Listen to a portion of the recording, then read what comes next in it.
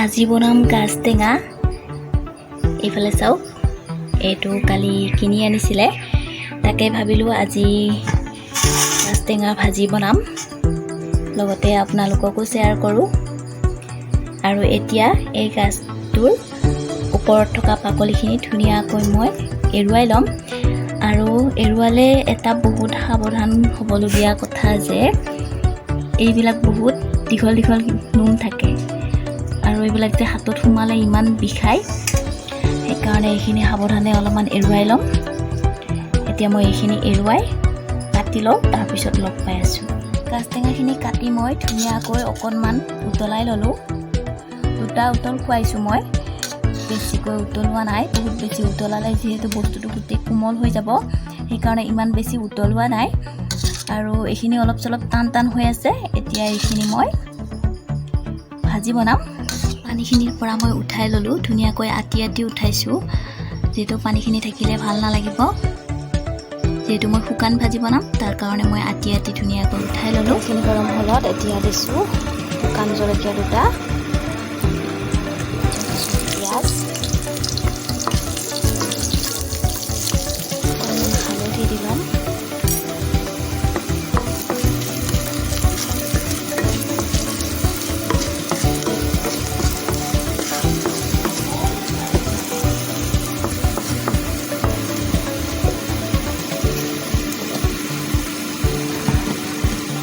এতিয়া দিম গাজ টেঙাখিনি বহাই।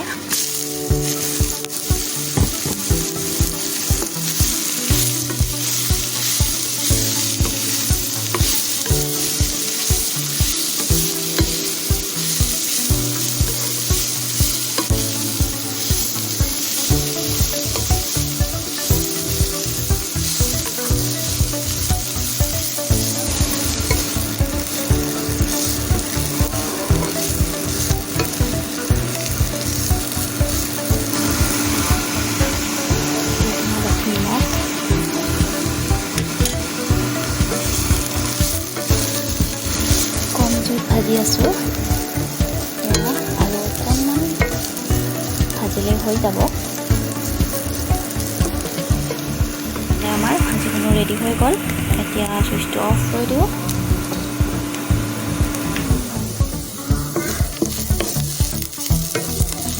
ৰেডি হৈ গ'ল, একেবাৰে শুকানকৈ ভাজিছোঁ।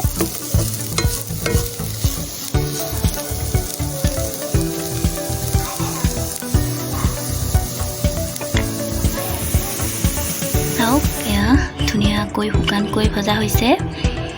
যদিহে মোৰ এই ৰেচিপিটো চাই ভাল পালে, তেনেহ'লে নিশ্চয় লাইক কমেণ্ট কৰি দিব। আৰু যিসকলে মোৰ চেনেলটো নতুনকৈ আহিছে, তেওঁলোকে নিশ্চয় মোৰ চেনেলটো ছাবস্ক্ৰাইব কৰি ল'ব। তেনেহ'লে আজিলৈ আহিছোঁ, বাই বাই।